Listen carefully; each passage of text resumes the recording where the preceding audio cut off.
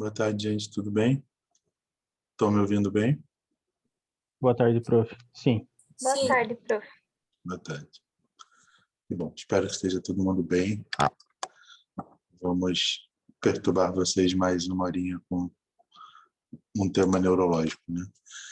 Eu estava conversando com a prof e ela me disse que vocês estão com um pouquinho de dificuldade também na questão de uma síndrome extrapiramidal. Parece que rolou um pouco de estresse.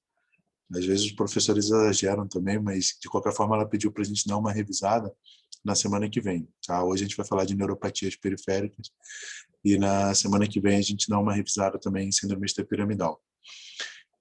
Eu não sei se fica mais tranquilo para vocês, eu não sei como é que é para vocês. Eu vou pedir para o Thiago depois me mandar se houve essa dificuldade, em que questões está mais difícil, no manejo clínico, na identificação do paciente, alguma questão de fisiologia ou de patologia, que aí eu tento abordar isso um pouco mais diretamente.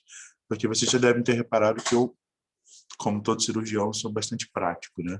Embora eu tenha feito neurologia antes, eu gosto muito de ir direto naquilo que é abordar o paciente, o que a gente faz, quais são os sintomas, como a gente lida. E às vezes a gente passa mesmo um pouquinho por cima de fisiopatologia, etc. E eu acho que isso, você pega um livro e vai ler, né? A abordagem do dia a dia, assim, ela é sempre um pouco mais complexa, até que você pegue o esquema de avaliar paciente, etc. Então, normalmente é um momento em que você fica com mais dúvida. O restante, a gente, lendo no livro o texto, consegue entender bem. Mas, de qualquer forma, se você puder depois me mandar se é mesmo essa questão, senão a gente abre com alguns casos clínicos, etc., mostro para vocês, a gente vai discutindo sobre síndrome extrapiramidal.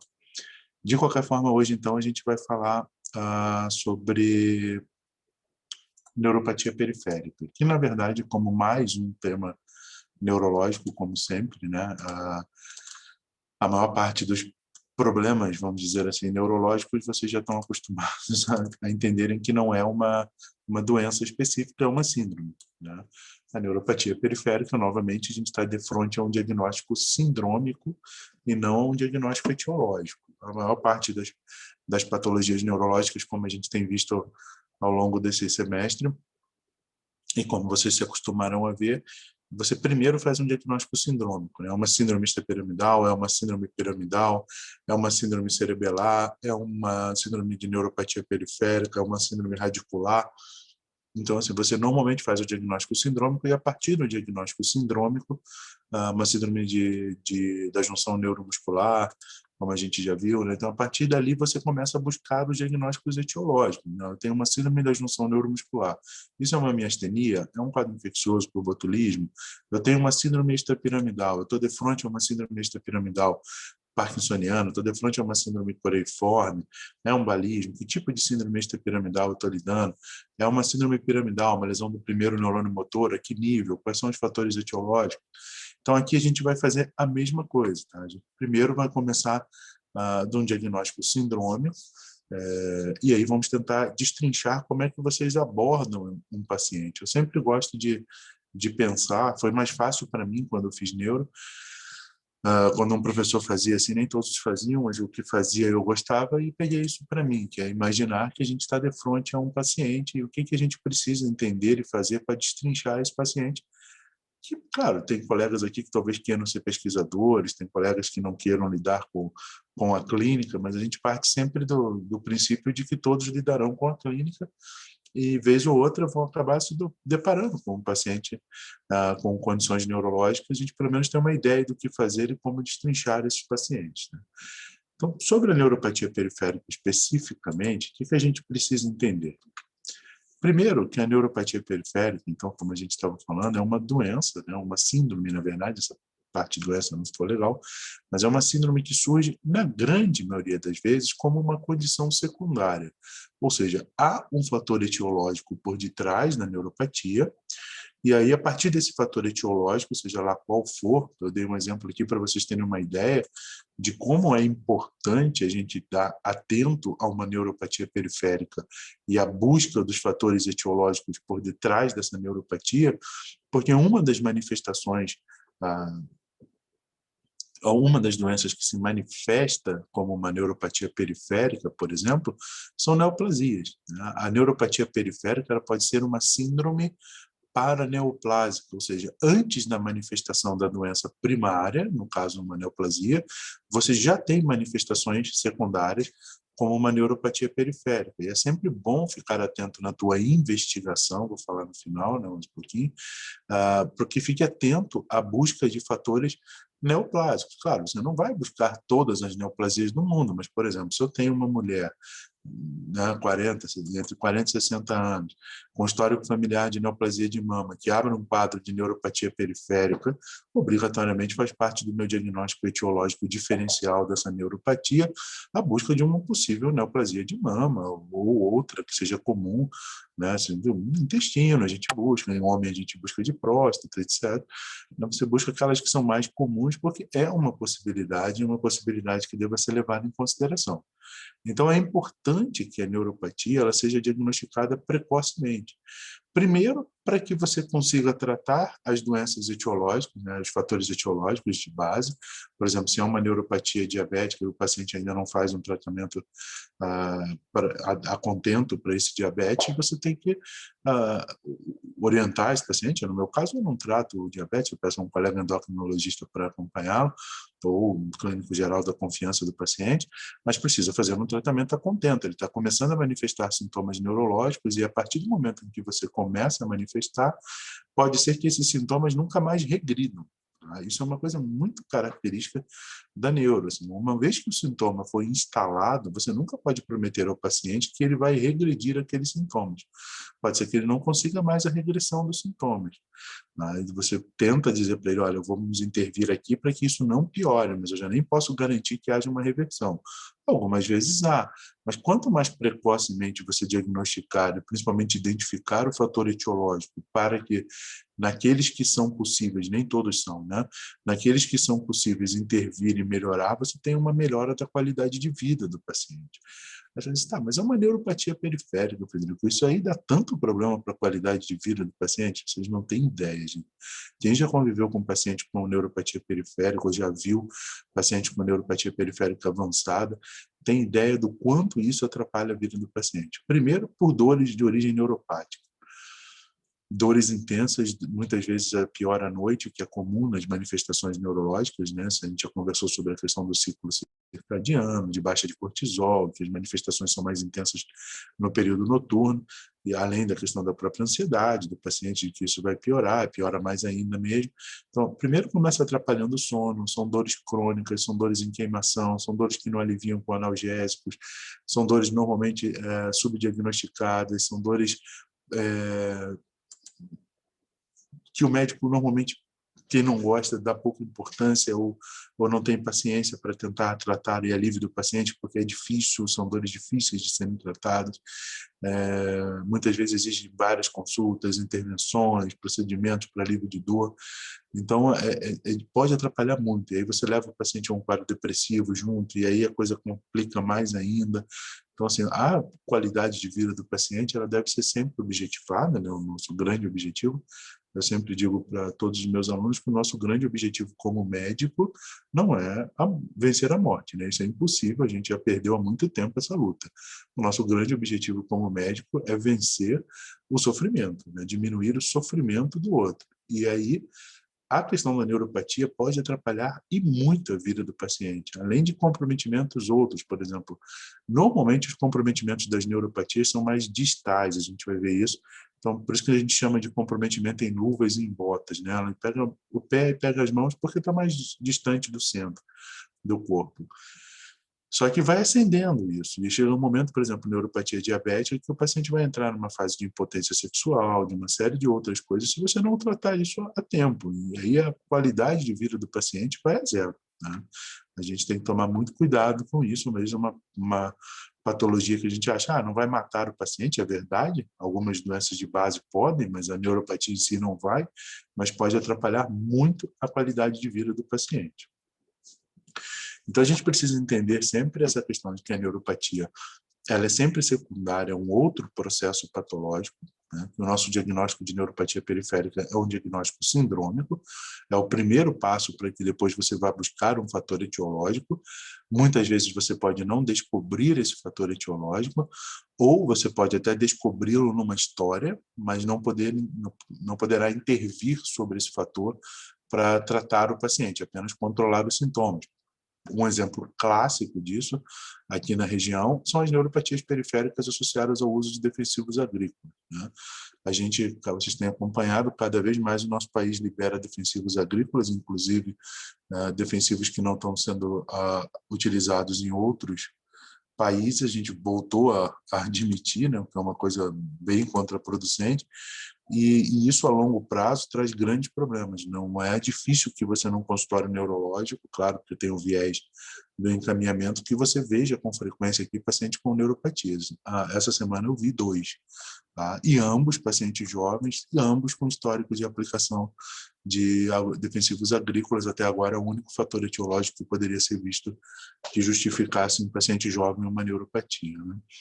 Então, a gente sempre deve procurar essa causa, mesmo que você não possa intervir, até para você dizer ao paciente de onde veio, o que está acontecendo. O paciente muitas vezes gosta dessa questão de você dar o diagnóstico, né, de você conseguir firmar o diagnóstico de onde está vindo os sintomas dele. E quais são esses sintomas, então? Como é que se apresenta para a gente um paciente com neuropatia periférica? O que a gente vai ver no paciente que tem uma neuropatia periférica? Os sintomas, eles podem variar. A medicina não é matemática, né? Pode variar de diversas formas, mas mais comumente os sintomas são desestesias. Vocês já lembram disso, né? Nós podemos ter anestesia, que é a ausência de sensibilidade, nós podemos ter uma parestesia, que é uma diminuição da sensibilidade, nós podemos ter uma desestesia, que é uma alteração da sensibilidade. É quando o paciente diz, olha, está queimando, está formigando, está pinicando, parece que tem gelo, isso é uma alteração da sensibilidade, isso é uma desestesia. Então, a maior parte dos sintomas, na maior parte das vezes, os sintomas são desestesias e parestesias, principalmente nos pés e nas mãos. Por isso a gente chama de uma desestesia ou uma parestesia em luvas e em botas. Por que isso? Quanto mais distante do nosso corpo, do nosso centro do nosso corpo, mais finos são os vasos nervorum, ou seja, os vasos que levam nutrientes até os nervos periféricos, e a maior parte dos fatores etiológicos para neuropatias envolvem tromboses e obstruções dessa microvascularização. Então, para diabetes, por exemplo, a aterosclerose, o uso de algumas drogas, todas elas acabam fazendo com que haja uma lesão da parede vascular, e aí você tem uma diminuição do fluxo sanguíneo nesses vasos nervorum, você não irriga esses nervos de maneira adequada, você começa primeiro morrendo a bainha de mielina, e finalmente pega a parte sensitiva, até que chega a parte motora nos nervos periféricos, e o paciente tenha comprometimentos graves se o tratamento não for feito a contento. O que você acontece também com a evolução? Aí você já num caso um pouco mais avançado, você vai chegar numa perda de massa muscular, uma atrofia, por exemplo. Você pode ter dor espontânea, porque ficar em queimação não é dor como um corte ou uma topada, né? Não é uma dor aguda com processo inflamatório. É uma dor crônica, contínua, normalmente em queimação, normalmente em formigamento, sensação de peso, são dores bem desconfortáveis. E você pode até, com o passar dos anos, com alterações mais graves, você vai tendo alterações cutâneas, como, por exemplo, queda de pelos, alterações tróficas da unha, a pele fica ressecada. Você pega um homem, por exemplo, quando você levanta a calça, vai examinar um paciente com suspeita de neuropatia, você vê a perna, parece que ele foi depilado, né? Não tem mais pelo. Né? Porque se não há inervação adequada, não há trofismo adequado, e aí não há desenvolvimento de massa muscular, não há capacidade de manutenção de uma inervação adequada da pele. E é claro que se há obstrução aos vasos sanguíneos para os nervos, também há para a pele resseca, propicia mais feridas, mais infecções, é bem visível isso quando você examina um paciente com uma neuropatia periférica, principalmente, claro, não estou falando daquele que começou a manifestar há 2 meses atrás, né? Isso aqui quando você já tem algum tempo, assim, 1 ano, 2 anos, aí você já começa a ver essas alterações. Mas como a maior parte dos sintomas inicialmente não são sintomas muito graves, né? Você começa a ter um pouquinho de alteração de sensibilidade, uma vez ou outra te incomoda, então, assim, normalmente quando você vai ver o doente, ele já tem um tempo de evolução. Se não for uma pessoa preocupada com a saúde, que vai imediatamente nos primeiros sintomas, quando o paciente chegar para vocês, ele já vai ter um tempo de sintomas, e aí você já pode ver alguma dessas alterações. Então, os sintomas são mais distais, como a gente falou, ou seja, mais em extremidades, pelo menos inicialmente, né? Depois isso vai acabar pegando outras regiões também, e normalmente são mais comuns nos membros inferiores do que nos membros superiores. Tá? Então, são sintomas característicos, esses que eu relatei, das polineuropatias, gente, tá? De polineuropatia. Agora, nós podemos ter também neuropatias periféricas, as mononeuropatias. Tá? As mononeuropatias, elas não diferem muito dos sintomas, desestesias, parestesias, tropismo, só que aí é num trajeto de um único nervo, normalmente por trauma isso, tá? No trajeto do nervo que foi lesado. As polineuropatias normalmente são simétricas, são causas sistêmicas que fazem com que o desenvolvimento dos sintomas sejam simétricos, não vai escolher um lado só, não teria por que isso. Inclusive, é um fator de diagnóstico diferencial. Se acomete apenas um trajeto de um nervo, ou só um de mídio corporal, alguma coisa está acontecendo daquele lado e não as causas de neuropatias sistêmicas que a gente conhece na maioria das vezes. Eu acho que isso fica fácil de entender, essa diferenciação, né? As mononeuropatias são muito comuns também. Né? Mononeuropatia, por exemplo, traumática, né? Você bate, todo mundo já bateu com o cotovelo aqui numa quina e sente aquele choque. Assim, né? Se você faz traumas de repetição, você acaba tendo mononeuropatias naquele nervo lunar ou radial que foi batido. Normalmente, por exemplo, quem pratica tênis profissionalmente durante muito tempo tem neuropatias de cotovelo com pressão no nervo lunar, você tem dificuldade com o movimento do dedo mínimo, isso é comum o cotovelo do tenista. Né? Então, se você tem traumas de repetição, isso pode acontecer, mas normalmente é no trajeto do nervo. Né? Mesmo nos tenistas, por exemplo, que treinam para bater com as duas, mas é claro que tem uma mão que sobrepõe, então naquele membro superior ele é mais afetado do que o nervo do outro lado. Isso te leva a pensar que é alguma coisa local e não uma neuropatia periférica sistêmica. Né? Então, a manifestação normalmente que vocês terão, essa foto para vocês guardarem isso na cabeça, é a manifestação em luvas e em botas. Tá? Normalmente começa mais pelos membros inferiores, tá? Mas depois isso vai acabando ascendendo. Né? É uma polineuropatia, né? Uma polirradiculoneuropatia. Que outra doença vocês conhecem com polirradiculoneuropatia? A síndrome de Guillain-Barré, só que a síndrome de Guillain-Barré é aguda. Né? Então, não tem tanta dificuldade para você imaginar que há um processo inflamatório do nervo agudamente. Já a polirradiculoneuropatia crônica, né, ela normalmente não é infecciosa, como a Guillain-Barré viral, e tem essas outras causas e acaba sendo classificada como neuropatia periférica. E a manifestação sempre em luvas e em botas. E aí, como é que a gente faz o diagnóstico, então? Né? Nós vimos os primeiros sintomas, a gente entendeu como funciona essa questão da abordagem do paciente, né? Como é que é feito o diagnóstico, então? O diagnóstico ele é essencialmente clínico, né? Essas manifestações de desestesias, de parestesias, de alterações de sensibilidade, e o paciente relata das maneiras mais diversas possíveis, né? Normalmente, a maior parte das vezes é formigamento, queimação, que mais que eles relatam é a sensação de peso, é muito comum, e sensação de que parece que estão jogando um copo de água fria e está escorrendo uma água fria naquele trajeto. Isso é muito, são queixas muito frequentes, assim. Aí nunca vai chegar para você e dizer, olha, eu estou com uma desestesia em borda, né? A não ser que seja um colega médico, né? Mas a maior parte dos pacientes vão chegar e dizer, eu estou com formigamento. E normalmente eles dizem na perna, e é como eu já falei para vocês com patologias como radiculopatia, você tem que perguntar, assim, tá, mas onde na perna? Vai até onde? Trajeto qual é? Né? Não é, na grande maioria das vezes você não vai ver um trajeto radicular no começo, e sim que pega mais do joelho para baixo de uma forma global. Como isso não é um trajeto anatômico e não é um dermátomo de nenhuma raiz, você começa a suspeitar que vários nervos estão sendo afetados e provavelmente bilateralmente você está de frente a um quadro de neuropatia.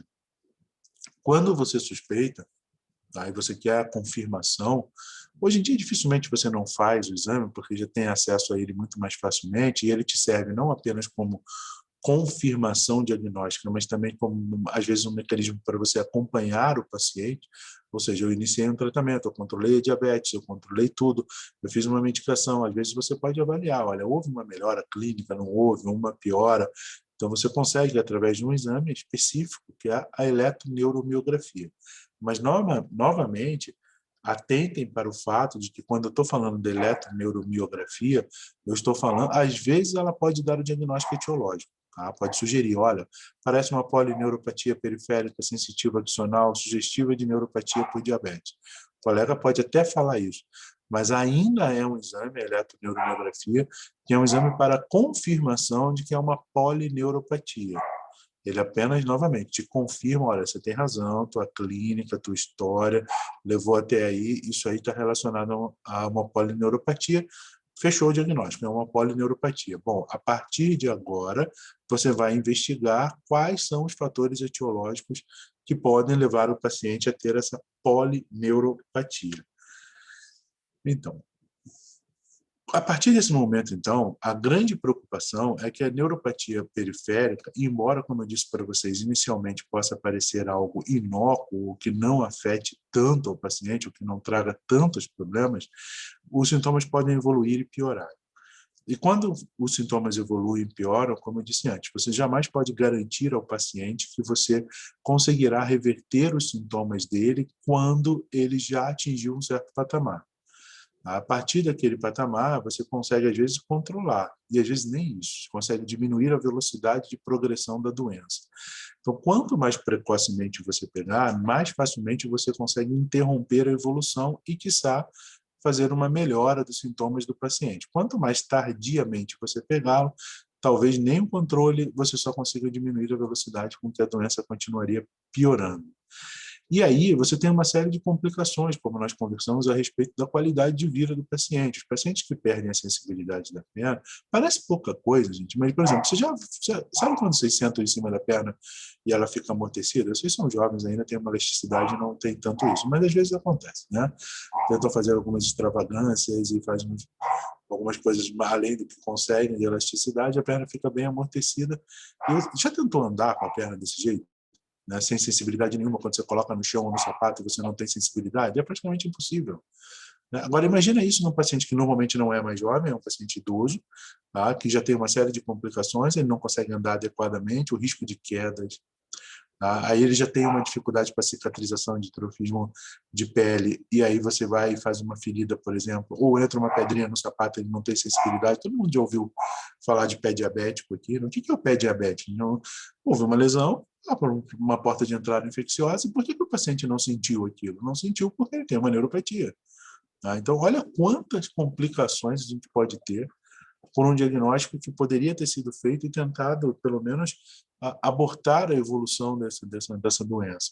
Então, a queda é uma pior das coisas. Imagina um paciente idoso com neuropatia, diabético, fratura de colo de fêmur, acamado no hospital, deitado, para poder tentar uma tentativa de uma intervenção cirúrgica quando dá. Vocês já imaginaram a quantidade de complicações, né? Úlcera de decúbito. Né? A gente pega pacientes jovens que ficam deitados muito tempo, começam a fazer úlceras. Imagina uma pele que não está sendo inervada, que não tem uma vascularização adequada, deitado muito tempo, já tem alterações de pelo, queda de pelo, pele seca, quebradiça, com portas de entrada para quadros infecciosos. É um pulo, né? É um pulo para complicações graves. Tá?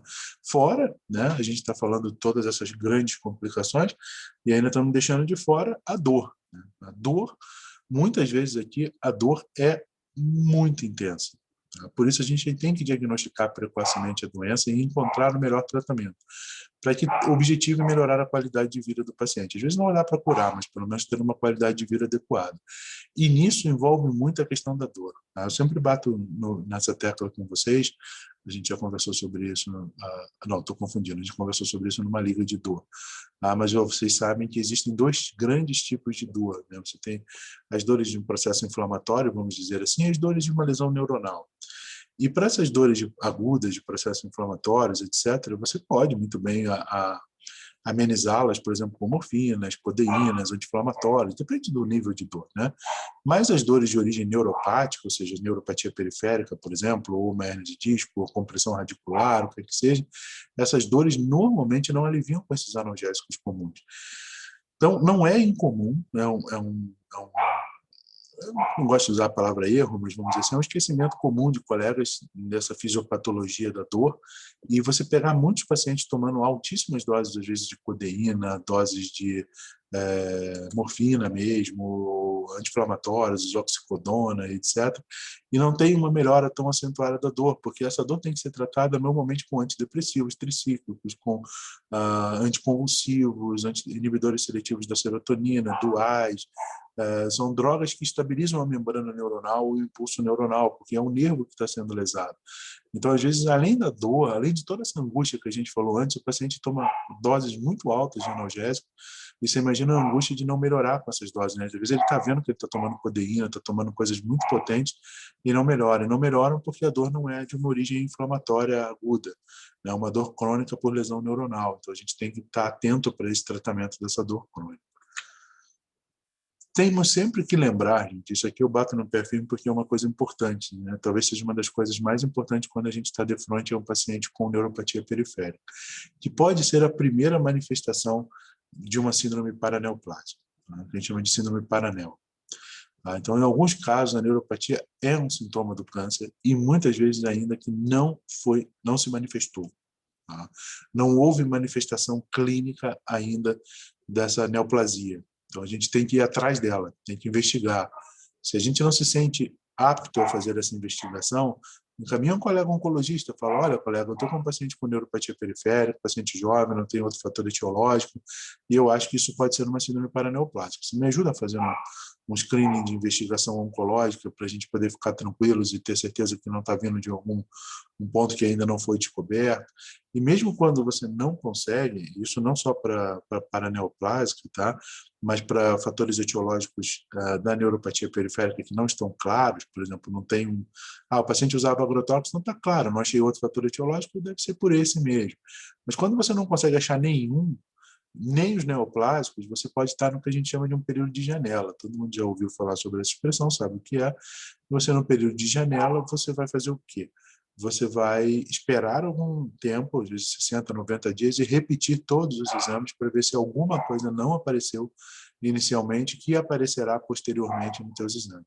Então, são pacientes quando você não consegue um fator etiológico e fica com aquela pulga atrás da orelha de que alguma coisa pode estar acontecendo e está deixando passar nesse momento, a gente futuramente rever esse paciente e repete os exames, repete uma investigação para ter certeza que não há nenhum outro fator etiológico que escapou às nossas mãos, né? Então, é um sintoma importante para a gente saber que permite um diagnóstico mais rápido do tratamento do diagnóstico neoplásico, um tratamento mais rápido e completo, com possibilidade, inclusive, às vezes, de resolução do processo neoplásico, dependendo de onde foi, do tipo histológico, né? E como é que a gente trata, então, a neuropatia periférica? A gente trata a neuropatia? Trata também a neuropatia, né? Trata a tentativa de tratar a causa do fator etiológico, mas também não se deixa de tratar a neuropatia periférica. Em si, ela não tem cura, né? Você não vai conseguir curar o paciente porque você não consegue curar a maior parte das doenças etiológicas, né? Você não consegue curar a diabetes, você não consegue curar se for uma exposição à droga, você não consegue curar isso. Mas é possível tratá-la, fazendo com que os sintomas sejam minimizados, né? Porque você tenha menos sintomas e menos complicações, desculpa o português, menos complicações com relação à qualidade de vida mesmo do paciente, complicações como fraturas, como lesões de pele, etc., né? Então, você tem que tratar a doença de base, ponto de certeza, isso, não há discussão, que a doença de base, se você descobriu qual é, tem que ser tratada, diabetes, insuficiência renal, insuficiência hepática, câncer, diminuição do uso de álcool. Na verdade, diminuição é um eufemismo, né? Diminuir não, abolir, se o paciente está fazendo neuropatia, mas não deve usar mais nada de álcool, né? Mas então, diminuir ali. E atenção, sobretudo, ao tratamento sintomático. Como a gente conversou, esse tratamento sintomático parece, normalmente a gente negligencia isso, né? O médico não tem muita paciência, vamos dizer assim, para explicar isso ao paciente, acaba deixando para a enfermagem, para a fisioterapia, mas é função nossa. Primeiro, estar atento a essa questão do tratamento da dor, como eu falei para vocês, né? É uma dor de origem neuropática, então não é uma dor que vai ser tratada com analgésicos comuns, é uma dor que exige manejo de drogas de estabilização da membrana neuronal.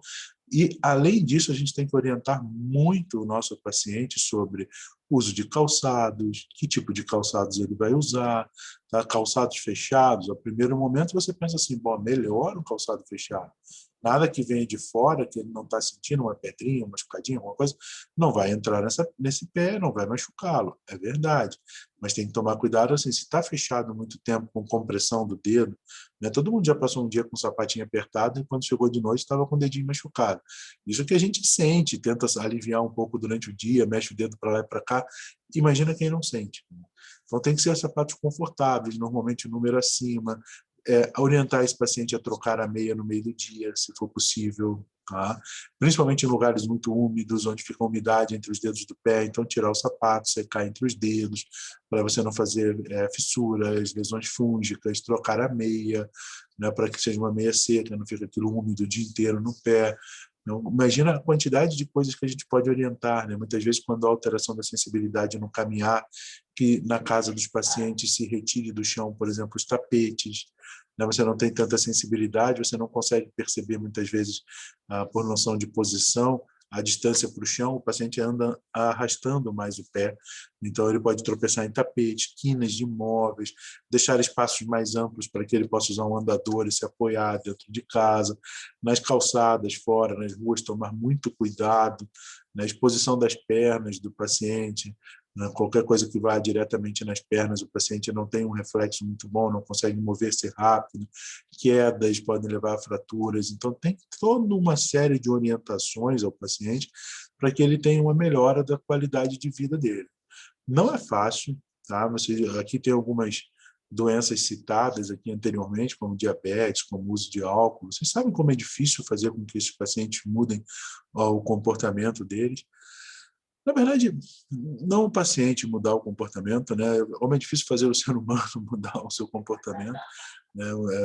E às vezes você fala, olha, você não pode beber, você não pode, mas é difícil, sabe? Mas tem que insistir, né? A gente precisa insistir, a gente precisa dizer, a gente precisa bater na tecla que o paciente precisa ter consciência. Muitas vezes, infelizmente, ele só vai ter consciência quando a coisa já está muito grave, né? Aí ele apela para tudo que é lado. Então, quem gosta de bioética tem uma expressão muito legal quando a gente fala de questão de religiosidade em saúde, que é a questão da trincheira, né? A gente disse que na trincheira não tem ateu, né? Quando as bombas estão caindo, a gente apela para tudo quanto é lado, né? Então, às vezes, o paciente, quando ele realmente resolve, agora eu vou mudar, infelizmente, às vezes já tem comprometimentos muito graves e não dá mais para mudar tudo isso. Então, a gente tem que insistir antes para que o paciente possa melhorar. Então, o alívio da desestesia e das dores deve ser sempre tentado com medicações estabilizadoras na membrana neuronal. Não esqueçam disso jamais, tá? No fundo, assim, a fisiopatologia é a destruição da bainha de mielina. E a tentativa de reconstruir a mesma, estabilização da membrana, são os primeiros objetivos. Então, pode-se usar, por exemplo, corticoides? Pode. Mas você vai usar corticoide durante muito tempo, ou vai usar em dose alta se o fator etiológico, por exemplo, é a diabetes? Não. Então, assim, reposição de vitamina B se faz muito para tentativa de estabilização da bainha de mielina, mas eu tenho assim como um princípio o seguinte: se a vitamina B não está baixa do paciente, ficar dando muita vitamina B vai fazer com que o xixi fique bem caro, porque vai eliminar pela urina. Tá? A hipervitaminose ela é tão complicada para o ser humano quanto a hipovitaminose. Então, dosar sempre vale a pena até no diagnóstico diferencial, mas está normal, é difícil dizer que você precise repor, né?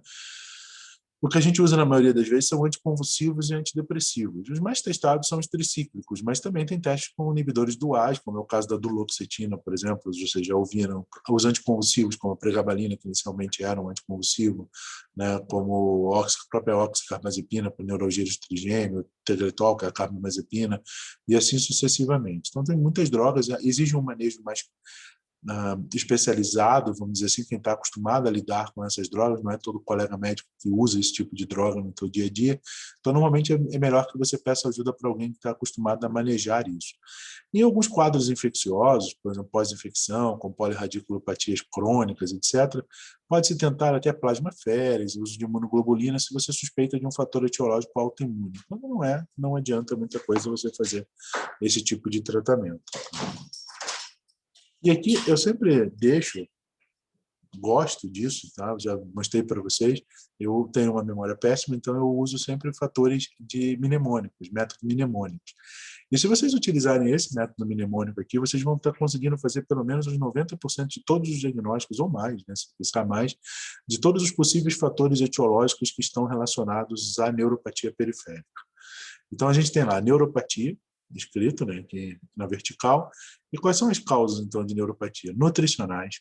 Tá? Nunca esqueçam, por exemplo, déficit de vitamina B12 é extremamente importante, mas outros quadros de desnutrição envolvem o paciente e podem levá-lo a fazer uma neuropatia periférica. Causas endocrinológicas, tá? Principalmente hipotiroidismo, diabetes. Esses são disparadamente as principais causas de neuropatias periféricas. O usinho para combinar fica só a uremia, né? Mas aí quando você lembra de uremia, você tem insuficiência renal, né? Porque a própria ureia circulando na corrente sanguínea vai fazendo lesão de vasos e vai fazendo destruição da irrigação dos nervos, mas não só a ureia, a própria amônia. Então a insuficiência hepática também é um fator. Então quando a gente lembra uremia, lembra insuficiência renal ou hepática.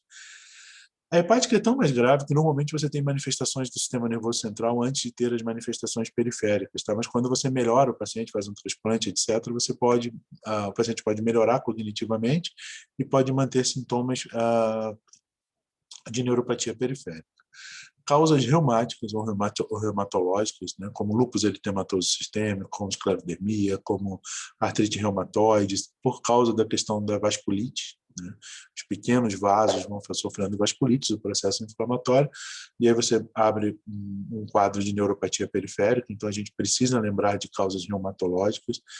As causas oncológicas, que eu bati na tecla aqui, como síndrome paraneoplásica, mas não só síndrome paraneoplásica, mas o próprio tratamento da neoplasia, com quimio ou radioterapia, são fatores de risco para a neuropatia periférica.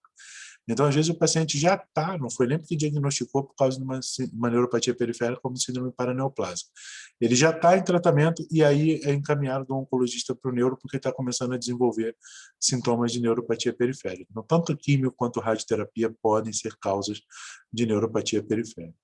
Doenças que aumentam a viscosidade sanguínea, tá, como a porfiria e outros estados de hipercoagulabilidade, pela lógica, né, fisiopatológica de aumentando o estado de hipercoagulabilidade, faz microtrombos, você vai pegar onde os microtrombos mais intensos na vascularização mais fina, né, nos vasos nervosos, e aí você começa a ter lesões desses nervos, e aí se manifesta com neuropatia periférica. Álcool, mas não só o álcool, tá? Outras drogas tóxicas, né, muitas drogas podem dar, quinino, cloroquina, para falar as que estão na moda podem fazer isso, drogas como a gente falou ainda há pouco de quimioterapia, drogas ilícitas, né, cocaína, heroína, drogas injetáveis, todas essas drogas lícitas ou ilícitas podem levar ao tabagismo mesmo, né, podem levar o paciente a fazer uma lesão manifestando-se por neuropatia periférica.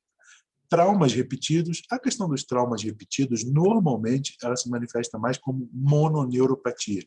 E normalmente é em cima do mesmo nervo, na maioria das vezes. Mas pode acontecer do paciente ter vários traumas em múltiplos nervos e se manifestar com uma neuropatia periférica, polineuropatia periférica, não mononeuropatia periférica, né? Infecções de repetição, tá? Também não é incomum, e a própria septicemia é uma causa.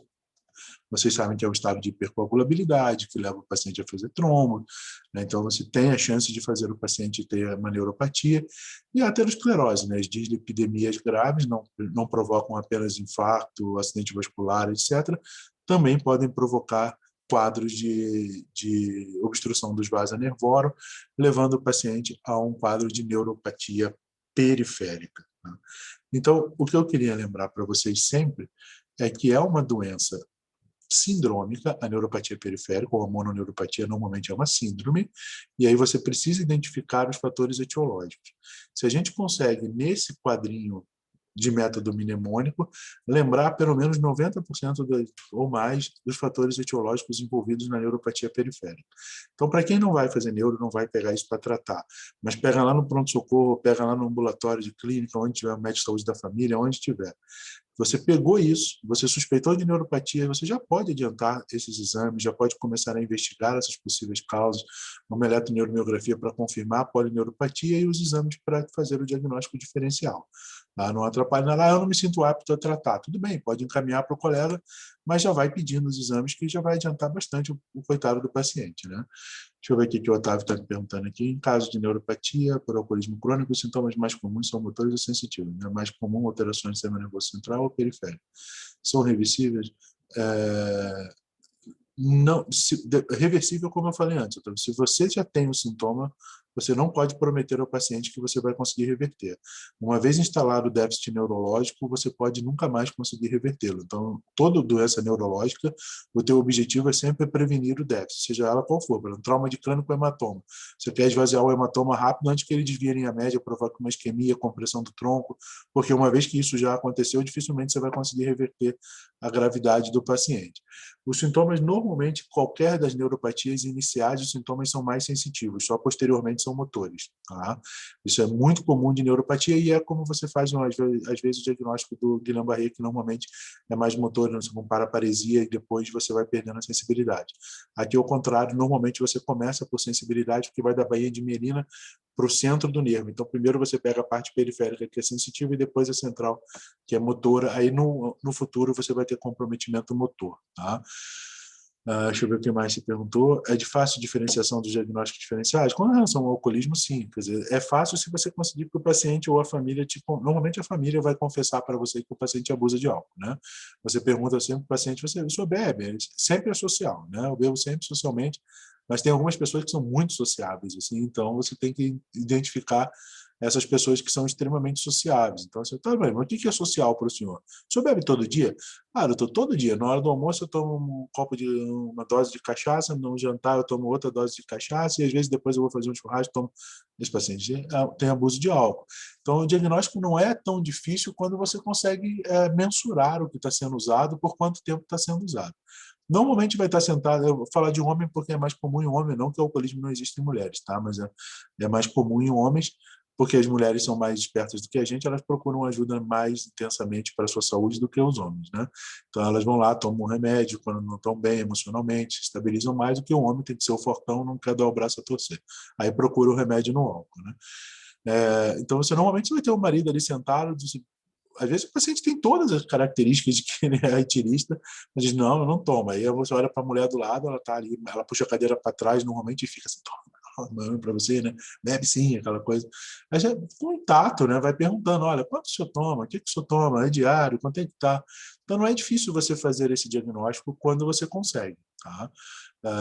Mas às vezes o paciente se nega a te dizer e não fala mesmo, vai sozinho, aí você normalmente vai fazer o diagnóstico diferencial. Não sei se ficou claro todas as tuas perguntas, se eu conseguir responder todas elas, tá? Senão, tu me avisa que a gente fala mais um pouco. Deu para ficar claro isso para vocês, gente? Dentro do que é uma neuropatia e essa abordagem? Quer dizer, a abordagem da neuropatia é uma abordagem sindrômica. Tá? Imagina, tá? É um prazer. É uma abordagem sindrômica que você precisa fazer esses diagnósticos diferenciais. Tá? Aí, a partir de agora, vocês podem pegar cada uma.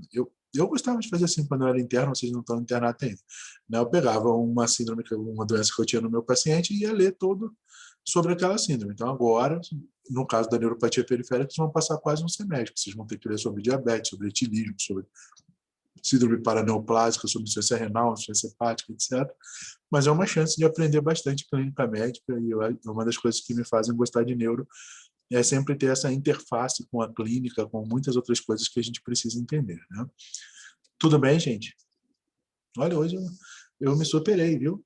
45 minutos ainda, vou dar 15 minutos para vocês. Tem aula às 6, né? Vou dar 15 minutos de descanso para vocês. Né? Inacreditável, devia ter feito mais algumas coisas para para deixar vocês presos aqui. Muito pouco tempo comigo, eu fico com saudade de vocês. Tá?